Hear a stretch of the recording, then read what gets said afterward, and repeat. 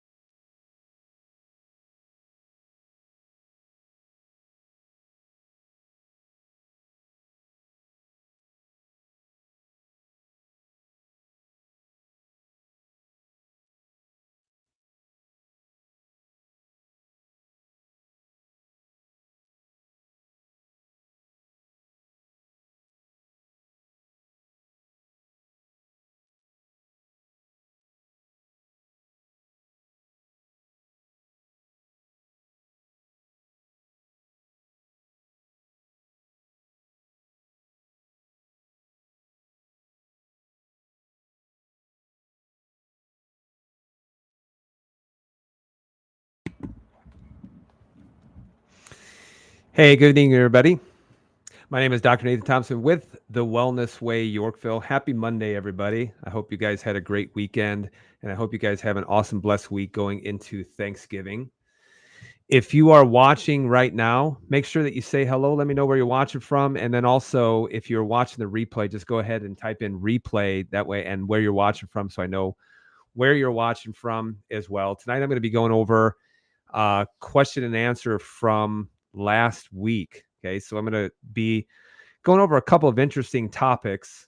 Number one, are there any exercises that need to avoid, especially after 50 years of age? Number two, help Dr. Nate. I have a colicky baby. What does it mean? What do I need to do?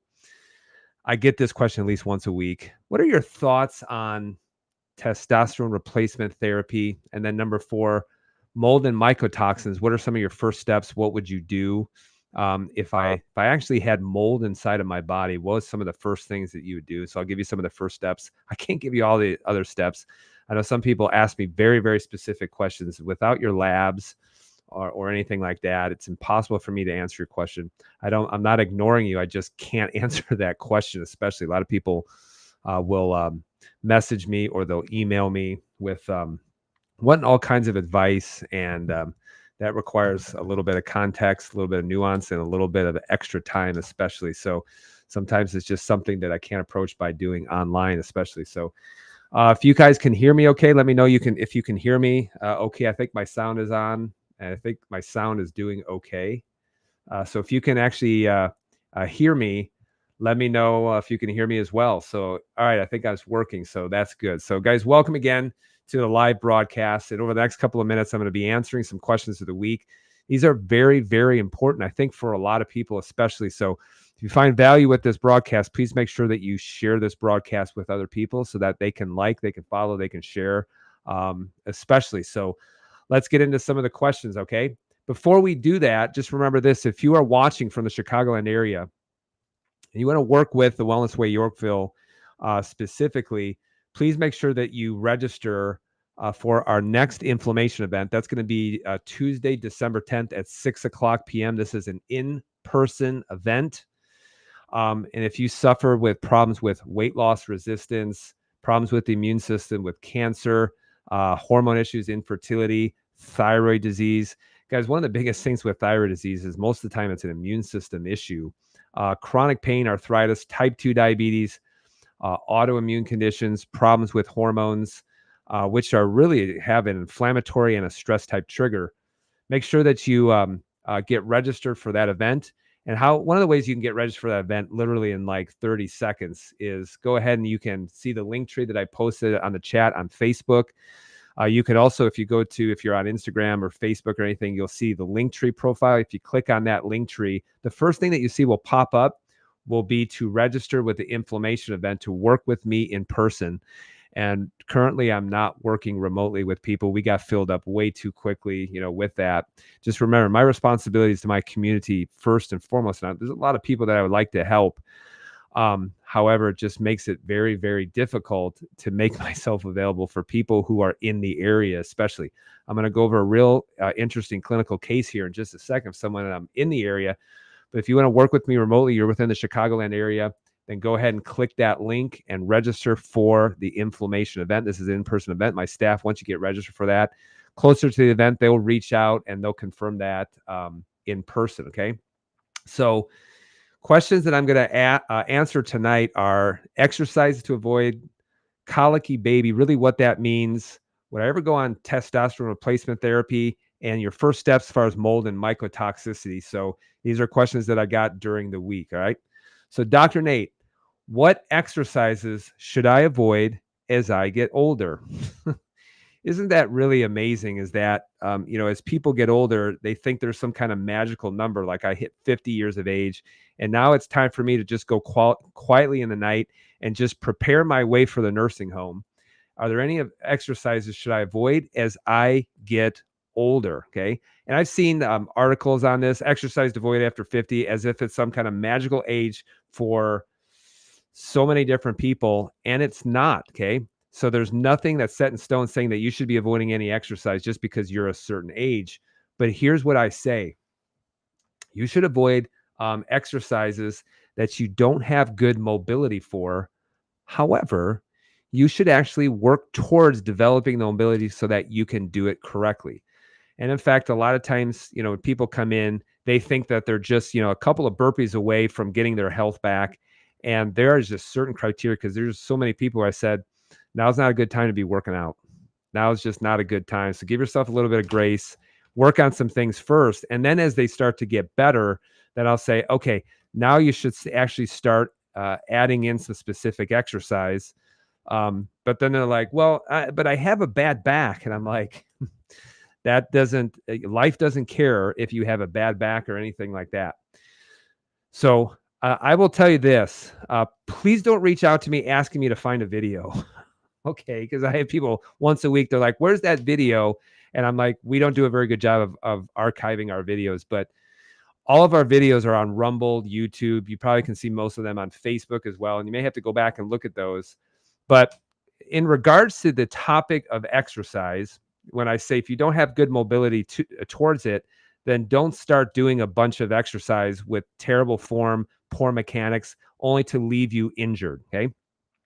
So, and in fact, sometimes the age doesn't even matter as far as if you should be avoiding exercise. Deconditioning is actually what means that you should be avoiding certain types of exercise.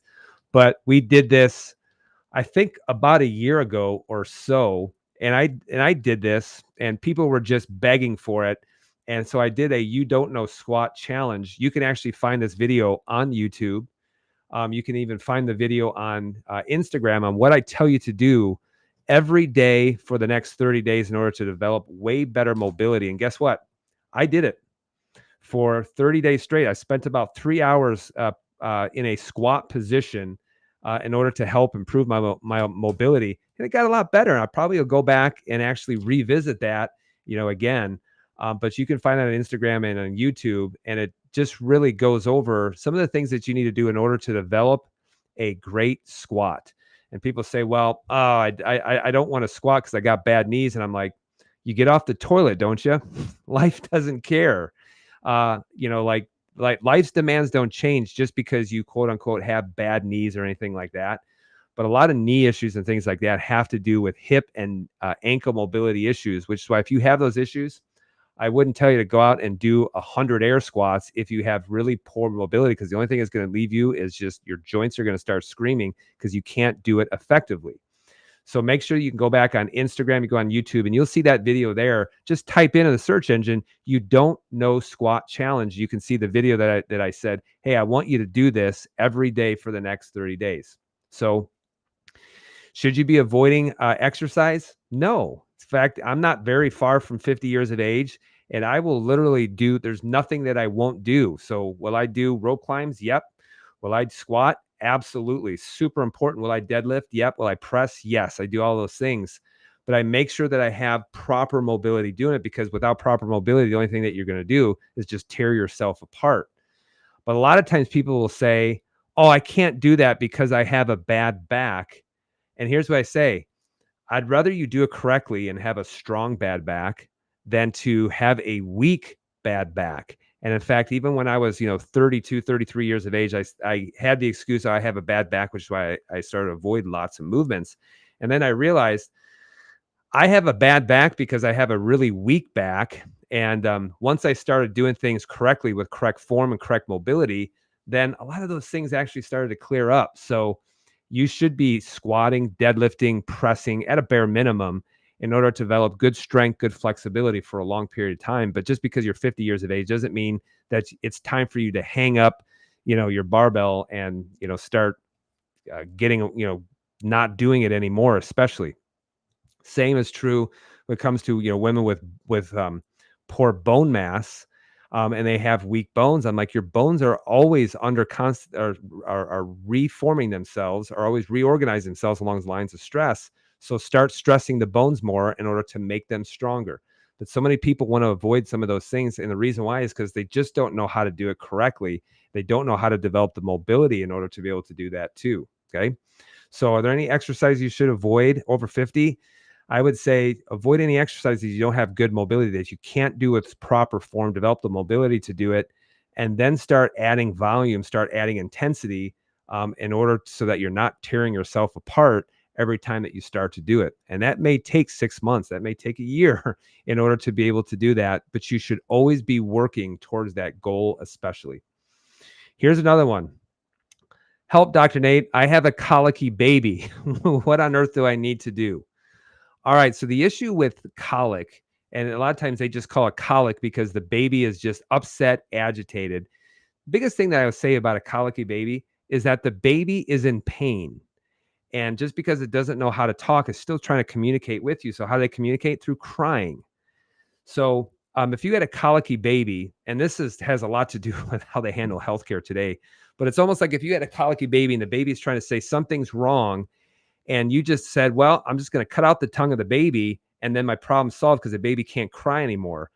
You're right, the baby can't cry anymore, but that there's still a problem with the baby, which has to do a lot with healthcare. But just drug it, just numb it, just knock out the immune system, but doesn't mean that the problem has actually been taken care of.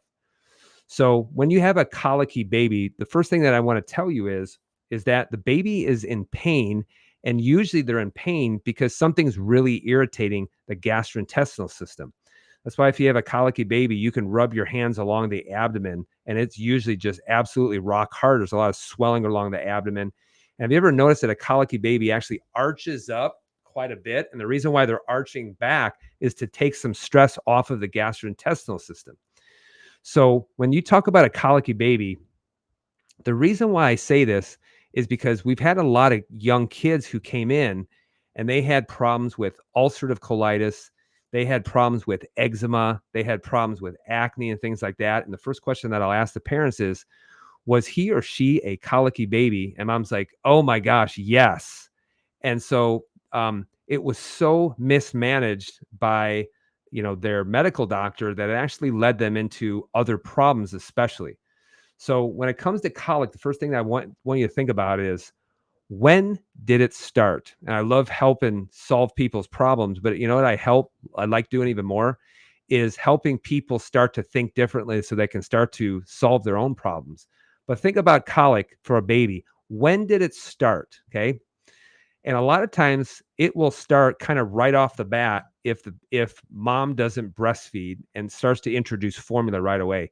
And in fact, you can go ahead and you can look at formula, look at the ingredients of formula, and you will see that babies up to 1 year of age, they're born with a leaky gut.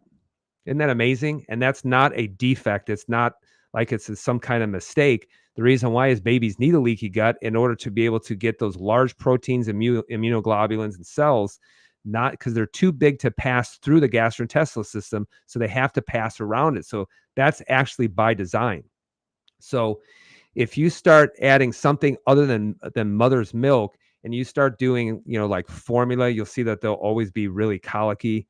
And the other thing is too, is if you introduce solid foods, too soon, then you'll notice that they'll start to get colicky because they'll start to develop some things that'll pass through the gastrointestinal barrier. They'll have an immune system reaction. They'll get all kinds of inflammation.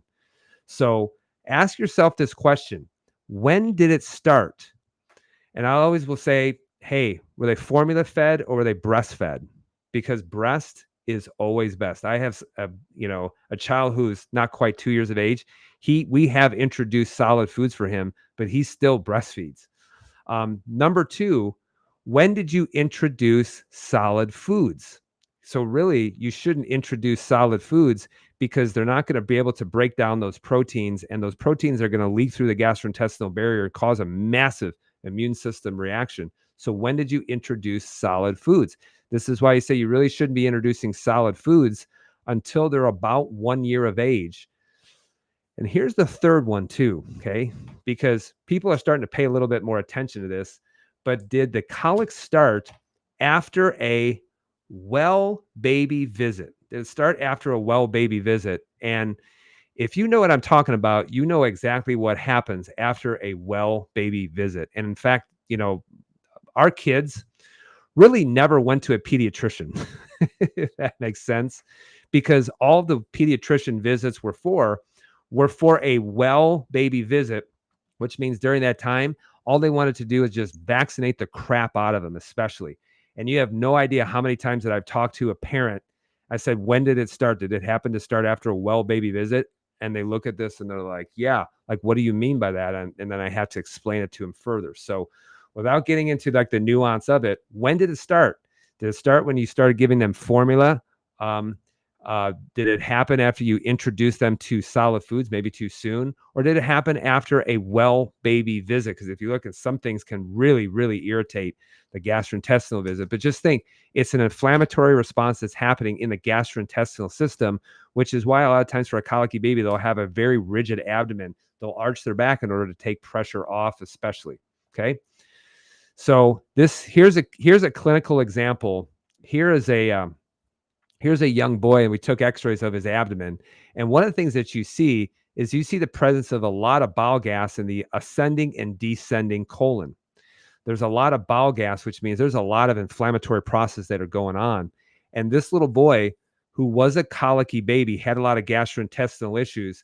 And the parents didn't know what to do until this little boy started having blood in his stool, which means there is a massive inflammatory reaction that's taking place within the gastrointestinal system that's causing some tissue damage to cause him to bleed in his stool.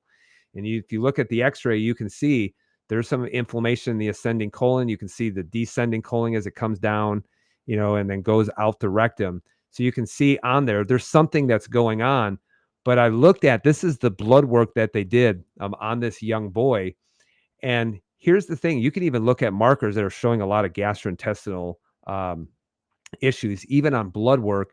One of them is if you have very high blood urea nitrogen, because basically it's like a code word of saying, hey, there's a lot of tissue damage taking place. So a lot of people who have gastrointestinal issues will have an elevated blood urea nitrogen. You can see this little boy, it's actually very high, especially for someone who is barely a teenager.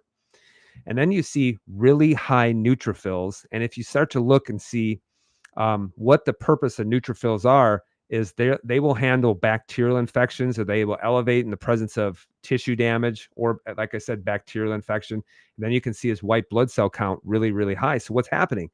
This individual is having a very high inflammatory reaction that's taken place. A lot of tissue damage that's taken place if you look at his blood work. So they did that first. And then they decided, well, they're going to go in and they're going to look at the colon. And when they looked at the colon, they saw just the presence of, ulceration and high amounts of inflammation. So this little boy's life was just absolutely being wrecked. And I remember I looked at the parents and I said, what is your doctor's plan moving forward? And what they said is just medication forever with no kind of exit strategy. And one of the things that you're going to realize is that doctors do, in fact, they do agree that inflammation is a real, real big problem. However, we say this, the body's not messing up, it's not making a mistake. What you need to do is figure out why on earth they're getting inflamed in the first place and start to calm that down, versus actually knocking out the immune system. So even the damage is continuing, but the body can't heal from it. And that's what most of the things happen when it comes to autoimmunity is they're just cutting out the tongue of the immune system. So the immune system's trying to scream, but they just cut the tongue out in order to say, no, we're not going to let the immune system actually do its job. Okay. So the plan was just to be on medication for how long? For the rest of their life with no exit strategy whatsoever. And I will say this, the doctor decides to put you on medication, because people will say, well, what do you think about that? I'm like, well, I don't have a medical degree, so I'm not going to give you, and I can't tell you actually what to do. However, I will tell you this, if a doctor doesn't work with you and give you a plan as far as what you need to do to not need to lower medications, you no longer have a doctor. What you have right now is you have a drug dealer, especially. All right. So Dr. Nate, should I be on testosterone replacement therapy? Should I be on TRT? I get this question quite a bit, especially if we do certain panels. We say, hey, testosterone's suffering a little bit. And the first thing that people say is, do I need to be on testosterone replacement therapy? And you know what I say? I mean, I'll be pretty frank when I'm having a discussion one-on-one, but I'll say, I want you to look down. Do you have two testicles? They're like, yep.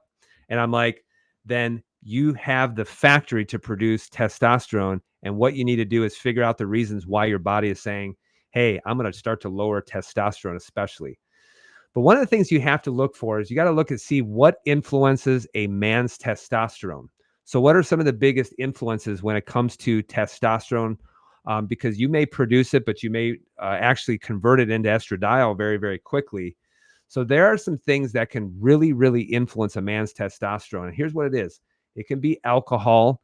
It can be the presence of high amounts of body fat. And the reason why is body fat actually aromatases testosterone into estrogens. So it just, the production is there, it's just converting it quickly into estrogens. High blood sugars can also do the same thing. Lack of physical activity can also do the same thing. So, that's why I tell men, you should be lifting hard. You should be doing high intensity workouts. And it should be different for a man than it should be for a woman, because men and women are different. No matter how much you think that I'm a man, it doesn't change your aromatase enzymes, doesn't change your liver enzymes, doesn't change how you metabolize certain hormones. Doesn't matter how much you believe that you're supposed to be a man or not. So lack of physical activity, lack of heavy weight training. And here's the interesting thing about a man's testosterone is that sleep doesn't influence it all that much. So sleep will only influence a man's testosterone by 5 or 10 points. And so if a man says, oh, I'm just going to get more sleep, instead of sleeping 6 hours, I'm going to sleep 8 hours, you're not going to see your testosterone jump up 300 points, just because you're getting more sleep. That's because the adrenal glands, you don't rely heavily on the adrenal glands for testosterone production. You rely on the testicles.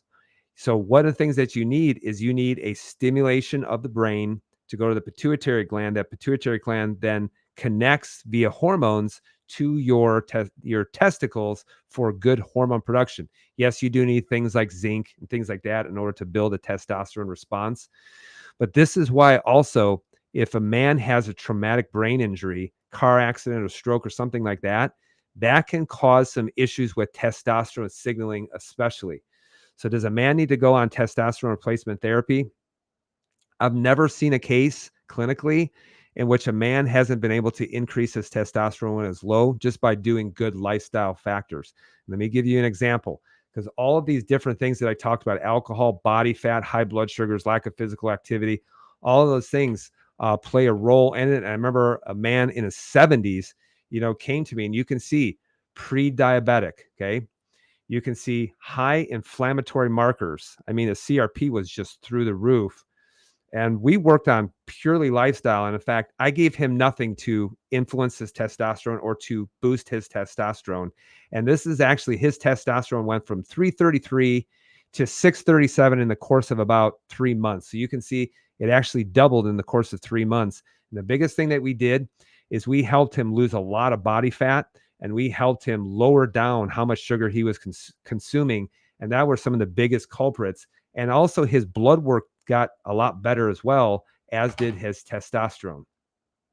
So next question I got, what are my first steps with mold? Okay, so what are my first steps when it comes with mold? And I'm not talking about guys, like environmental mold. I'm talking about mold that's growing in your house as a result of water damage.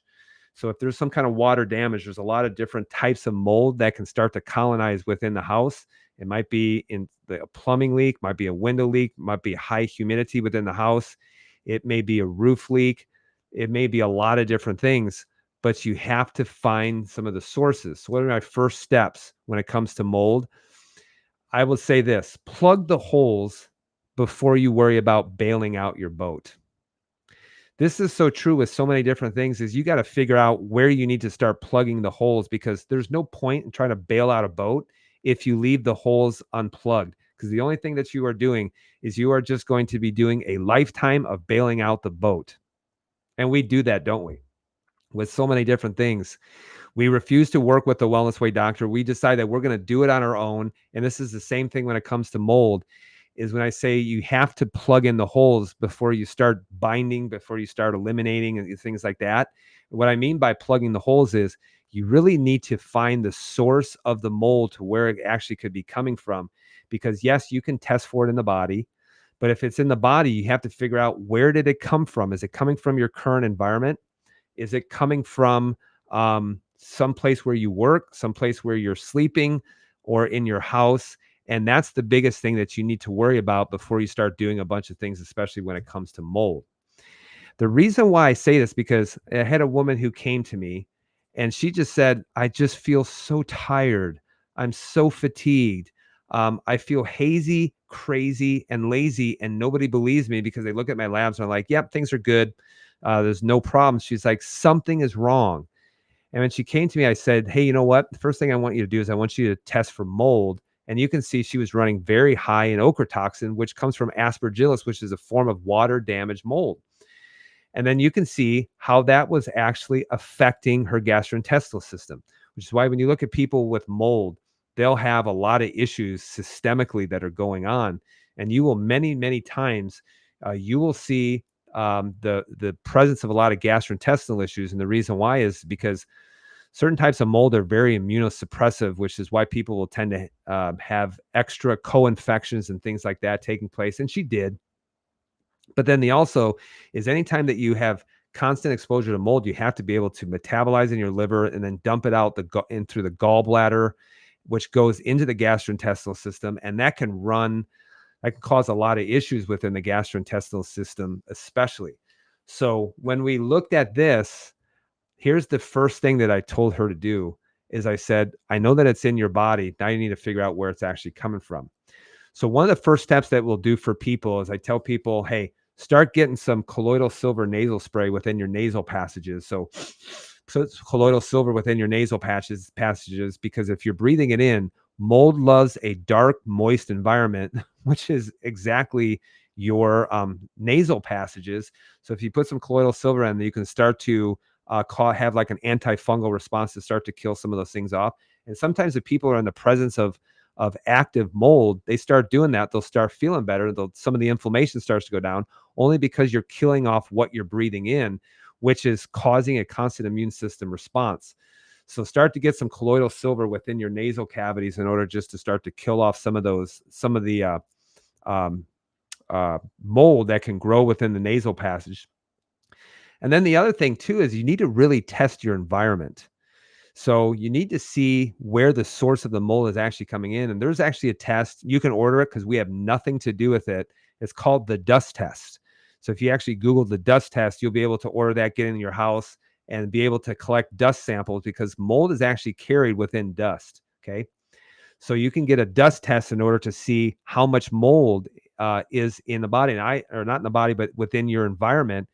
And I've had people do it and they come back and the amount of mold is 1,000 times higher than what an acceptable limit should be. And then what probably you need to do is you need to start going on some binders that are very specific to mold. Okay. So there's charcoals, there's clays, there's probiotics. All of those are very specific to the types of molds that you actually are living in. And so that's why there's certain things that you might be doing as a binder, and it may not be the right one because you haven't tested for what's inside your body or what's inside the environment or what's in your environment. And so there's very specific binders. This is why, guys, it's very specific to the type of mold that you have in your body. However, one of the things too that I'll have people run is to run what's known as a triad air, because if you are living in a very polluted environment in which is carrying a lot of mycotoxins, then one of the solutions to pollution is dilution.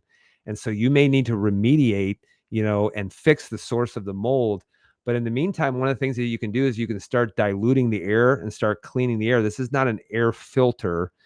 This is an air sanitizer that helps to dilute some of the mold. It helps to actually cause the mold to become so heavy that it drops down on the ground, so you're not constantly breathing some of those things in. And yes, there's a million things that you should do on top of that, but those would be some very, very good steps. And in fact, guys, too, if you're in that environment and I can't get to you, in time, you can actually just go to our Linktree profile and you can see you can even order that as well, and even start running it in your house in order to do something in order to clean the air, to try to make your environment a little bit cleaner in the meantime.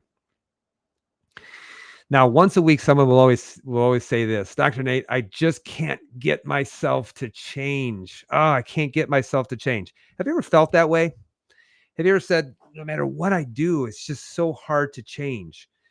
Yes, I used to be in that position too, just saying, oh, I can't change. It's just out of my control. I guess this is just my lot in life. And there are times, if you look back on my life, where I made a massive, massive change.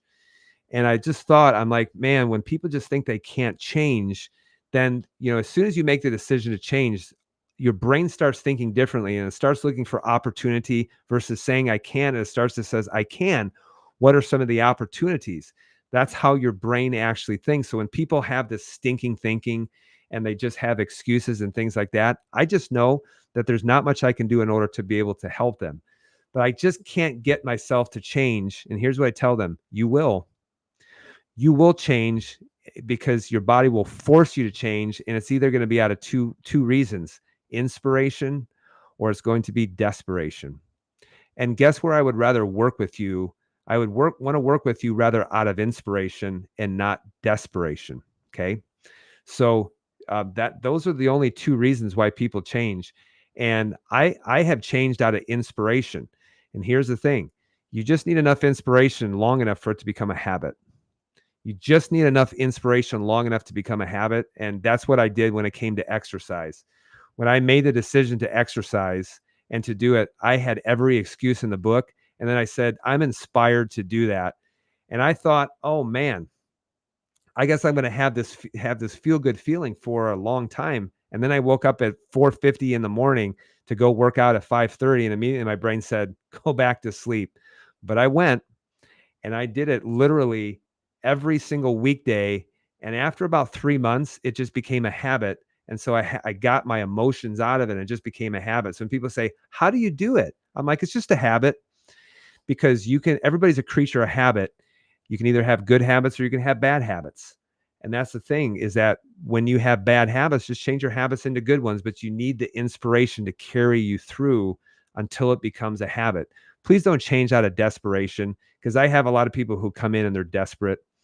And then they'll try to leverage me saying, well, I need to be good by this point because here's what I have coming up. And I'm like, I can't make your body heal faster than what it's supposed to as well. Here's my final thought, guys. Maybe you're not sick. Maybe you're perpetually injured. And this is so true, because I had an individual who came to me who had just terrible reflux for a long period of time. And after, like 4 weeks of really changing some of his lifestyle and doing some things to really radically change, this person, awesome person, radically changed. He's like, I haven't had any reflux. This is the first time in a really long time. And we always, excuse me, we always think, hey, we're sick. And I'm like, what if you're not sick? What if you are just perpetually injured? And let me give you an example. If you look at this is a scab on the knee. No one would call that an illness. We would call it an injury, because if I fell down and I scabbed my knee, that's an injury. And guess what? If I did that, it's going to get red, it's going to get swollen, it's going to get hot, and you're going to see some signs of inflammation, because that's what the body needs to do in order to heal that tissue. That will heal if you figure out, I need to figure out how to not fall on my knee again to allow it to be able to heal. But if you fell on that every 2 to 3 days in the same fashion that you injured it originally, then it's going to cause a chronic injury. You wouldn't go to the doctor after having that scab on your knee and falling on it 19 times over the course of 2 months. You wouldn't go to the doctor and say, "Hey, doc, what is this?" And they do a biopsy and they come back and they call it like chronic knee scabitis. They would say, "Well, you keep falling on it and stop falling on it because you're always injuring that tissue." So that's why, in order for that tissue to be able to heal, you need to stop injuring it. This is why it's so important for proper stomach acid. It's why it's so important when it comes to food allergies, both IgG and IgE. This is important in order to lower down a histamine response within the gastrointestinal system, which is why albizia can be really important. And this is why, you may need tons of different things starting off, all supported in the long run by lifestyle so that you don't cause another injury. That injury may be your lifestyle. That injury may be a lack of sleep. That injury may be lots of chronic mental stress. That injury might be a lot of different things. But it all comes down to chemical. It all comes down to physical. It all comes down to mental. It's the only places where that can be. And you need to find someone who's really good at peeling back those layers in order to figure out what are the things that you can change and you can support so that you can take enough pressure off of it so that things can start to heal. Especially, I want you to think differently. Don't become a lazy supplement taker. All right.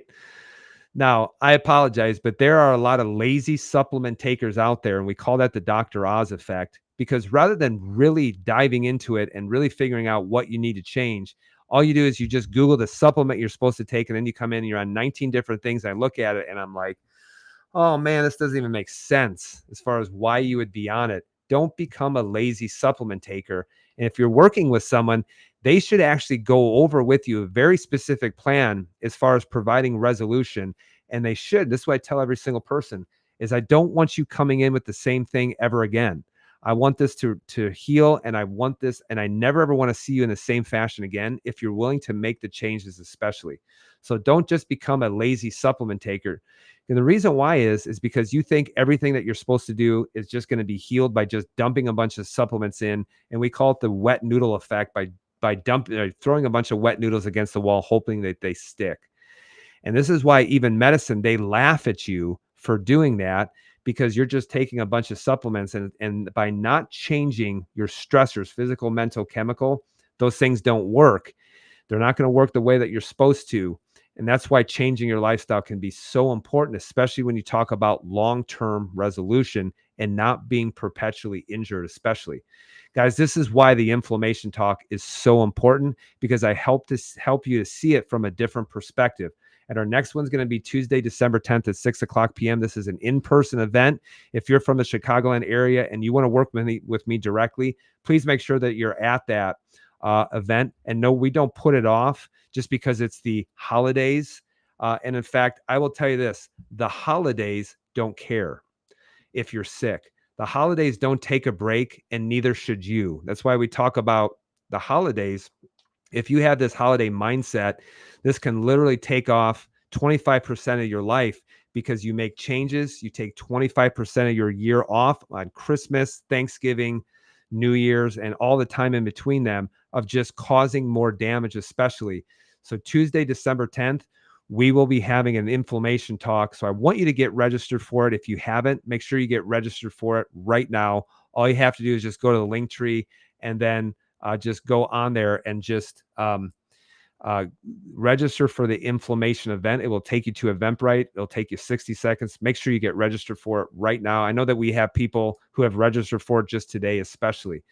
So lots of great links. There's a lot of free downloads, on that Linktree event. Make sure that you visit that and make sure that you get those free downloads. I think there's even a workout book that you can do too. So really, really awesome, cool. We just give you free things just as a thank you for following us, as a thank you for being an awesome, awesome person. So make sure too that you get registered if you haven't for that inflammation event, because I know there's a couple of people, you're just sitting on the fence and you're just waiting. And here's my question. What are you waiting for? You need to do it right now, especially.